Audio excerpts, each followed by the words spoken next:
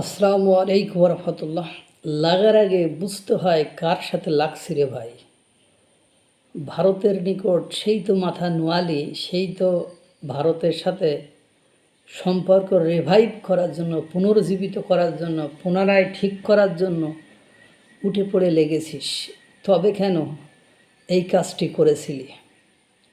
আপনারা জানেন, হঠাৎ করে যদি কারোর আঙ্গুল ফুলে কলা গাছ হয়ে যায় তাহলে সে ধরাকে সরাগায়ন করে।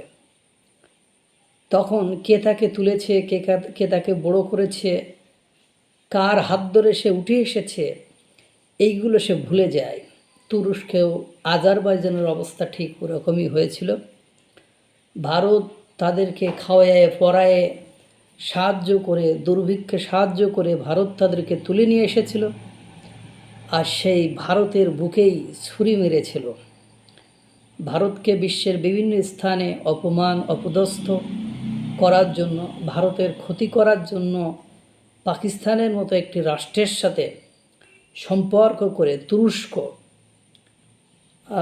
ভারতকে অস্থির করে ভারতের গণতন্ত্রকে, শান্তিকে বিনষ্ট করতে চেয়েছিল। কিন্তু দিন শেষে যে হলোটা কি? দিন শেষে যেটা হয়েছে সেটা হলো পুরোটাই লস হয়ে গিয়েছে আপনার, আপনার তুরস্কের যে ট্যুরিজম, যে পর্যটন শিল্প যেটা ছিল, সেটা সম্পূর্ণরূপে বাঁচিয়ে রেখেছিল ভারত। যখন তুরস্ক এই ঘটনাটি ঘটালো, অর্থাৎ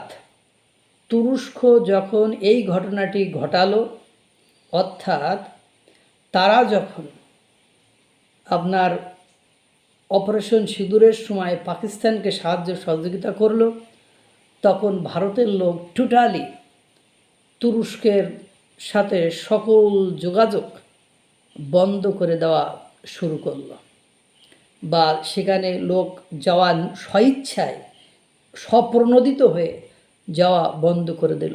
এরপরে তুরস্ক 3 বার অফিসিয়ালি ভারতের কাছে ফুড গ্রেডিয়েন্টস অর্থাৎ খাদ্য সামগ্রী চেয়েছে। ভারত অফিসিয়ালি তাদেরকে না করে দিয়েছে। আপনারা জানেন, ইউরোপীয় ইউনিয়নের সাথে ভারতের চুক্তি হয়েছিল। সেই চুক্তিতে যদি ইউরোপীয় ইউনিয়নের বেশ কয়েকটি দেশের সাথে তুরস্কের সম্পর্ক ভালো এবং তাদের যন্ত্রপাতি, তাদের উপাদান তারা ব্যবহার করে, কিন্তু যখন চুক্তি হয়েছিল তখন ভারত ওই চুক্তিতে জুড়ে দিয়েছিল তুরস্কের কোনো ম্যাটেরিয়ালস, যদি ব্যবহৃত কোনো যন্ত্রপাতি বা কোনো ইকুইপমেন্ট, কোনো কিছুই বাংলাদেশে পাঠানো বা ভারতে পাঠাবে না এবং ভারত গ্রহণ করবে না। এরপরে দেখেন, মধ্যপ্রাচ্য এখন টোটালি অশান্ত। এই অশান্ত পরিবেশে কীভাবে সাস্টেইন করবে? আর এর মধ্যে ইসরায়েল ইরানের পরে হুমকি ধামকির উপরে রেখেছে আপনার তুরস্ককে। আর ইসরায়েল যাকে হুমকি দেয়, আজ হোক কাল হোক হঠাৎ করে হোক তার উপরে অ্যাকশান শুরু করে। আর ইসরায়েলের সাথে ভারতের সম্পর্ক ভালো।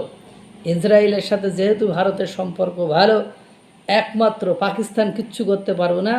ইসরায়েলের সাথে পাকিস্তানের সম্পর্ক চরম লেভেলের খারাপ।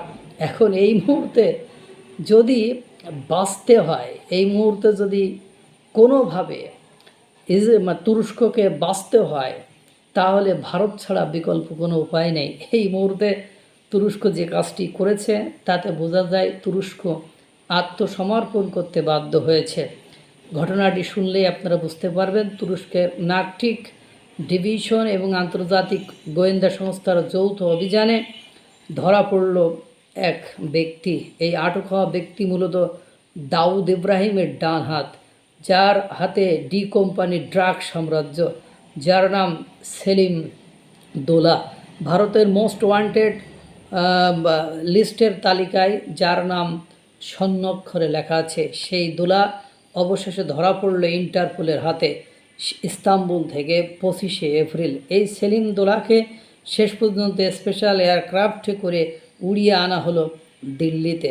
যখন তুরস্কের পুলিশ আর ইন্টারপোল এই দোলাকে আটক করে, তখন সকলে ভেবেছিল তুরস্ক হয়তো ফেরত দেবে না ভারতের নিকট, কেননা এই তুরস্ক বাংলাদেশ, পাকিস্তান আর আজারবাইজানকে নিয়ে ন্যাটো করে, মুসলিম ন্যাটো করে ভারতকে অস্থির করতে চেয়েছিল। কিন্তু উপায় নেই গোলাম হোসেন, ভারত তার ইকোনমিকে প্রথম খেয়ে দিয়েছে। এখন ইসরায়েল তাকে থ্রেডের উপরে ভেতরে রাখছে। এখন তুরস্ককে কেউ যদি এই সিচুয়েশন থেকে রক্ষা করতে পারে, সেই দেশটির নাম হলো ভারত। সুতরাং সেলিম দোলাকে ফেরত তো দেবেই, এবং যত দ্রুত সম্ভব দেখবেন তুরস্ক ভারতের সাথে আগের সম্পর্কটা ঠিক করার আপ্রাণ চেষ্টা করবে। আল্লাহ তাআলা সকলকে ভালো রাখুক, সুস্থ রাখুক। আসসালামু আলাইকুম রহমতুল্লাহ।